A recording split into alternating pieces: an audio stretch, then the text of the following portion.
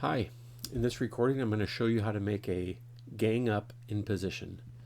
A gang up imposition is what you see here. It is when you take the same artwork on and you place it multiple times on a press sheet. So here we've got this Don't Be a Chicken postcard, and it is on this press sheet 16 times, and that'll save time and money printing multiple copies. You can see as I zoom in closer here that there is a bleed set up and that the crop marks go into the bleed, so that it shows where the cutter will be able to cut this apart into its separate pieces. You can see that the crop marks line up precisely across the whole document. So that when a cutter comes down, it'll cut them all at the same time. So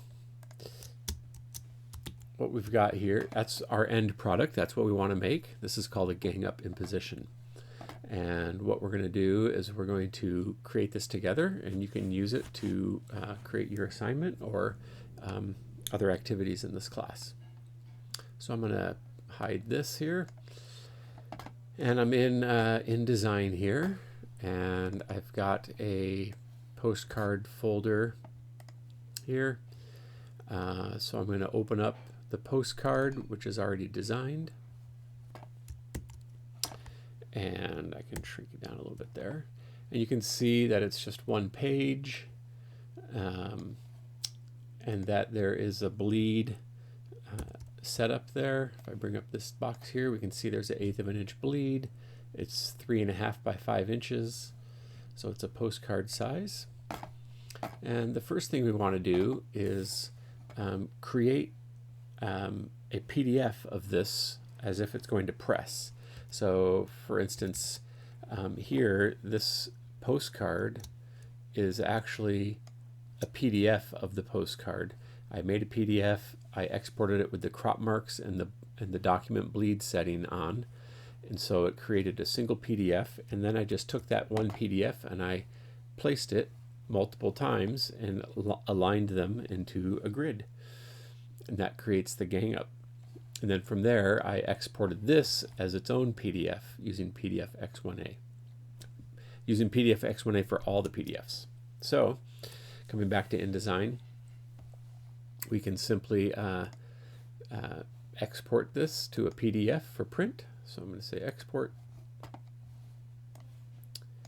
I'm going to call this demo. I'm going to call it demo 333. I'm going to put it on my desktop. It says for print. Say save. Here's the dialog box, and I'm at X1A, and then I come into here.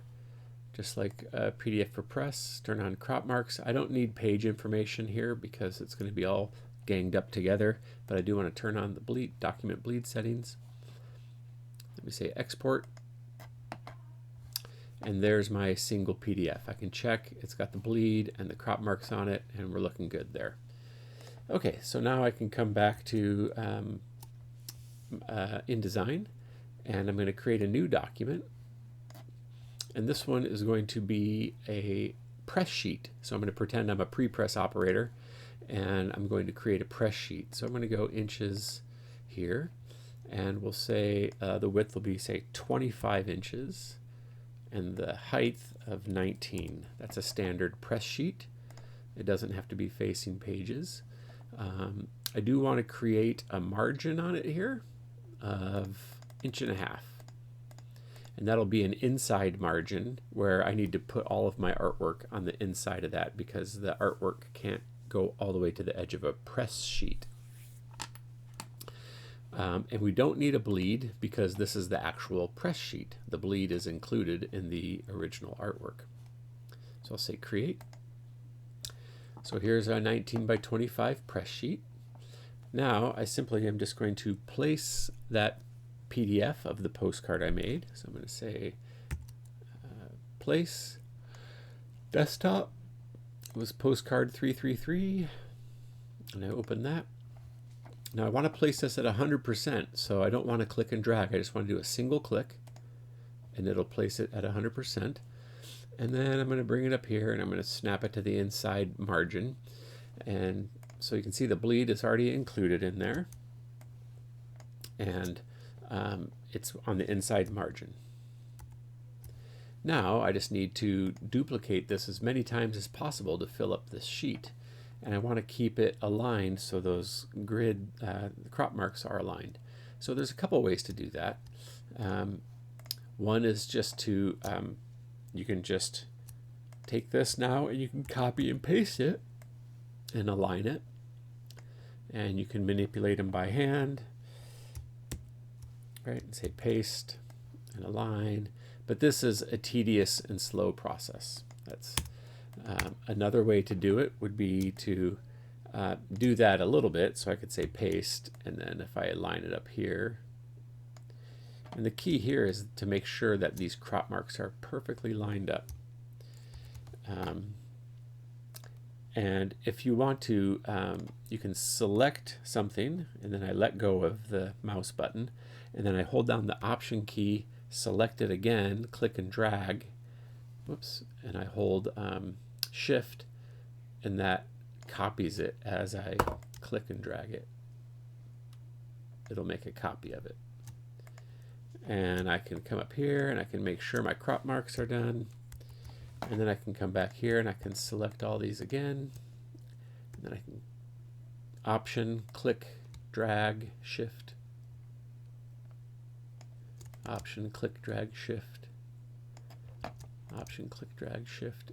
And there I can see I can get about 4 copies across and 4 copies down. Got to check, make sure everything's lined up properly. It's looking pretty good. The spacing isn't quite the same, but that's a way to do it. And you could come back and select them all and try to get them centered onto the sheet better. They don't have to fit precisely inside the margins, but you'd like the artwork to be inside the margins. But the crop marks could stick out over the edge.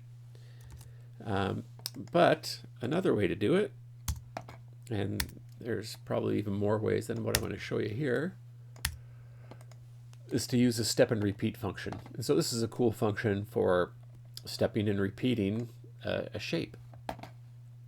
So what you do is you turn this on, and there's a preview button here, so you can turn that on and off. And I clicked create as a grid on, and you can say how many rows and columns you want. So by the last time I laid it out, it was 4 by 4. And then you use the vertical offset to space them out. So I can, by doing this here, I can get them to squeeze onto the sheet. They're still separated, and if I add here, and then I can hold Shift to make it go in bigger jumps.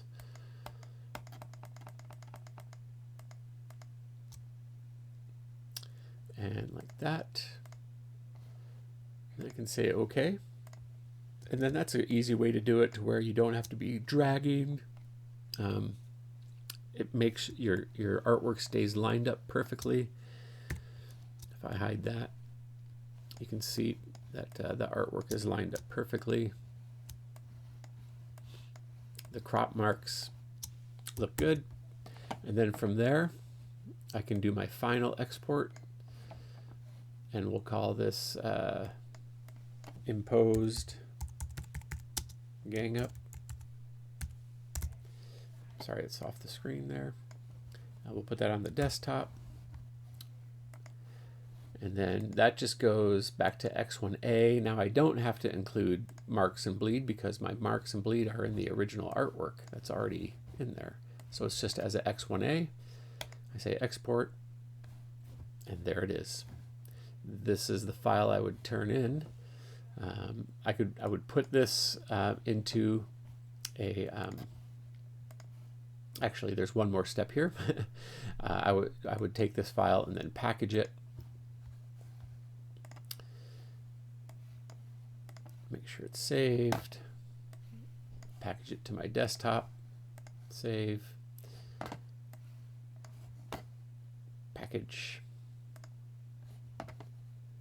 And then I would just put the PDF inside that packaged folder, zip that up, and turn it in.